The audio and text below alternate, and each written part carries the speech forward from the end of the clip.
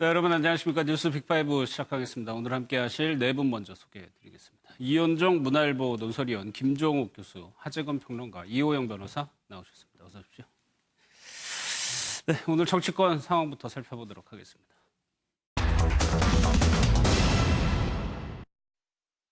이현영 변호사, 이현영 관계자분 수고 많으셨습니다. 단어를 건강합니다.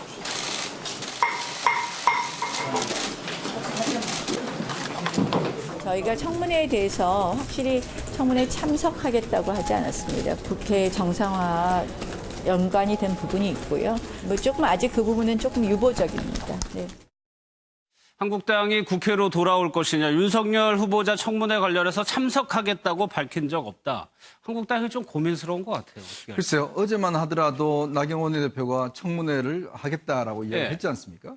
그래서 이제 복귀를 하는 수순인가 보다라고 이제 우리가 예측을 했었는데 오늘은 또 입장이 달라졌어요. 그러니까 청문회 복귀를 이야기한 것이 아니다. 그래서 오늘 이제 기획재정위 같은 경우는 이제 김현준 국세청장 후보자에 대해서는 26일로 청문회 하기로 정했습니다.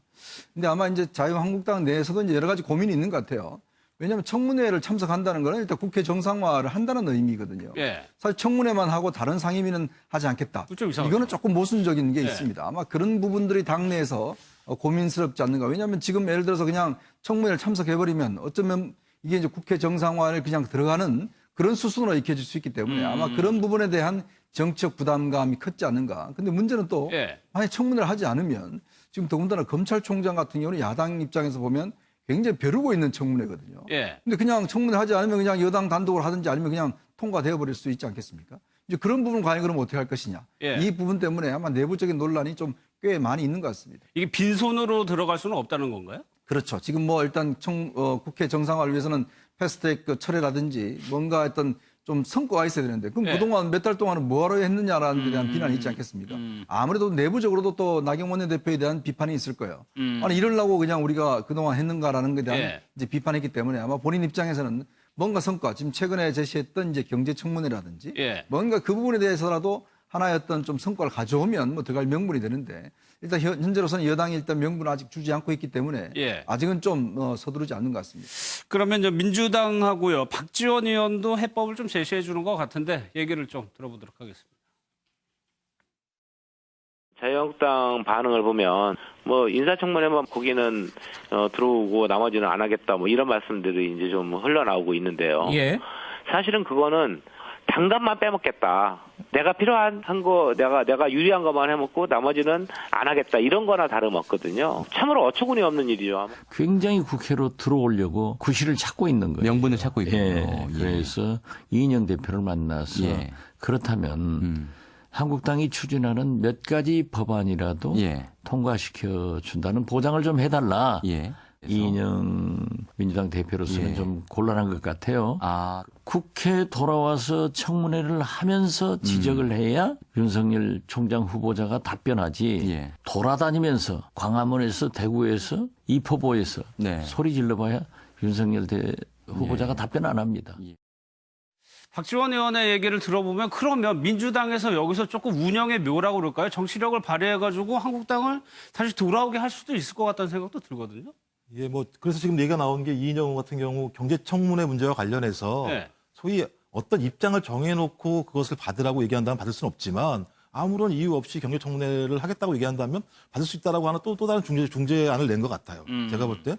근데 제가 볼 때 나경원 원내대표께서는 여야 국민들한테 많은 질타를 받으신가 이런 얘기를 했다가 보니까 이제 뭐 야당 입장에서는 우리가 그렇게 죽어라 야외에서 농성을 하고 집회를 했는데도 불구하고 아무것도 안 얻고 들어갈 수 있겠느냐라는 얘기가 있을 것이고 여당 입장에서는 마찬가지지만 어떤 형태로든지 야당이 액션을 취하지 않게 된다면 아무런 문제가 없는 상황이 되는 거고요.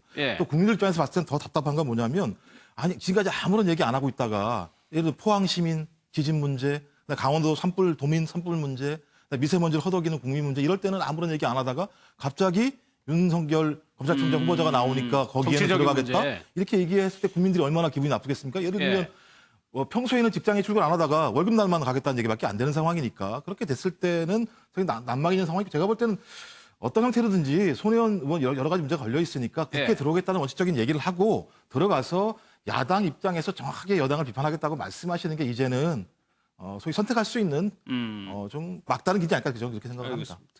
윤석열 후보자에 대한 여론조사 결과도 한번 볼까요? 뭐 문재인 대통령의 지지율하고 거의 비슷한 것 같은데 일단 하재근 평론가 긍정적인 여론이 많아요. 부정적. 예, 저게 이제 오마이뉴스하고 리얼미터 조사인데 긍정 평가가 49.9%고 부정 평가가 35.6%로 나와서 긍정 평가가 거의 한 뭐 15%포인트 정도 이상 앞서는 것으로 그렇게 나와서 아마 국민들이 윤석열 이 후보자에 대해서는 어느 한쪽에 치우친 인물, 정치적으로 치우친 인물이 아니라고 보는 여론이 좀 있는 것 같습니다. 왜냐하면 과거 노무현 정부 때 당시에 그 노무현 대통령의 최측근을 구속시킨 전례가 있기 때문에 이분은 뭐 특정 정치권 어느 정파 눈치를 보는 게 아니라 그야말로 칼잡이다. 뭐 이렇게 불법적인 일을 뭐 대통령, 정권, 정치 신경 쓰지 않고 그냥 수사하는 사람이다. 이런 인식이 조금 있는 것 같고 아마 문재인 대통령이 이상적으로 생각하는 검찰의 상도 좀 그런 식인 것 같습니다. 정치권 눈치 보지 않고 그냥 수사하는 잘못된 것에 대해서. 그러니까 그 문재인 대통령이 윤석열 후보자를 보는 시각도 그런 것 같고 지금 긍정평가한 49.9%의 그 응답자 국민들도 아마 그런 시각으로 보는 측면이 있어서 비교적 여론이 우호적인 것 같습니다. 예. 황교안 대표는 여전히 민생 투어 중입니다. 부산에서 좀 충돌이 있었다고 하는데 일단 영상을 좀 보도록 하겠습니다.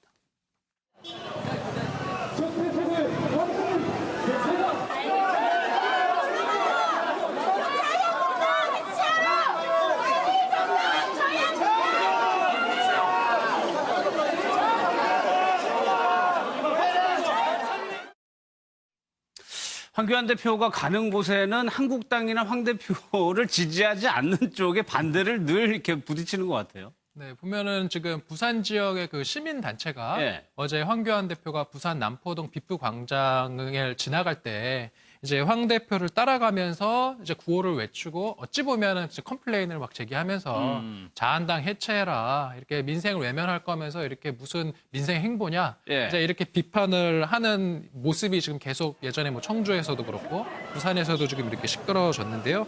또 이것에 대해서 또 한국당을 또 지지하는 지지층들이 또 반대 생각이 또 이제 반대 하시는 분들이 아니 왜 이렇게 지금 여기 와서 이렇게 행패를 부리냐. 오히려 문 대통령과 민주당 때문에 지금 이렇게 민생이 파탄나고 있는 거다. 문재인 뭐 민주당 이중대는 물러가라. 이런 식으로 지금 어제 매우 좀 크게 좀 소란이 있었다고 합니다. 그런 가운데 황 대표가 에세이집을 발표를 했는데 그 공동저자가 있었는데 그 공동저자가 한 얘기가 좀 일리가 있어 보이는 부분도 좀 있어 보여요. 네, 유성모 작가가 이제 자신 SNS에다 이제 글을 올렸는데 아마 주변에서 이제 예설을 쓰면서 황 대표를 쭉 지켜봤겠죠. 황 대표와 주변의 보좌진들 뭐 쭉 지켜보니까 황 대표에 대해서는 상당히 이제 긍정적으로 보인다. 상당히 어떤 뭐 정치적인 또 이 기획을 할 수 있는 여러 가지 이제 보이는데 문제는 주변이 보니까 이게 너무 칙칙하다는 거죠. 어떤 면에서 보면. 또 이게 사실은 보좌진들이나 또 주변 의원들이 보면 사실은 이게 좀 너무나 슈퍼막 어떤 그런 마인드를 여전히 갖고 있는 거 아닌가. 사실 리더도 중요하지만 리더를 둘러싸고 있는 사람이 어떤 사람 구성되어 있는가 이게 굉장히 중요한 문제거든요. 근데 여전히 이제 한국당 입장에서 보면 당내들이 예전에 어떤 고루한 사고방식들을 가지고 있는 것이 아닌가. 그리고 너무나 측근들 중심으로만 움직이는 것이 아닌가. 최근 뭐 사실 황 대표 주변에 대한 그런 비판론이 많습니다. 몇몇 측근들만 사실 황 대표를 만날 수 있고 일반 의원들 황 대표를 만날 수도 없다라든지 또 주변에서 황 대표에 대해서 제대로 지금 어떤 소통의 어떤 통로가 열려 있지 않다든지 이런 비판들이 좀 나오고 있는 거거든요. 그 어떤 면에서 뭐 이제는 관료가 아니라 정치인으로서 황 대표가 좀 이제 심판을 받는 상황이기 때문에 그러니까 주변의 인적인 구성을 어떻게 하느냐 이것도 저는 굉장히 중요한 문제라고 봅니다. 아마 이제 젊은 시각에서 보면 아 지금의 황 대표는 뭐 괜찮은 사람 같지만 주변이 여전히 구태를 벗어나지 못하고 있다. 이런 지적들을 좀 뼈아프게 들을 필요는 있을 것 같습니다. 알겠습니다.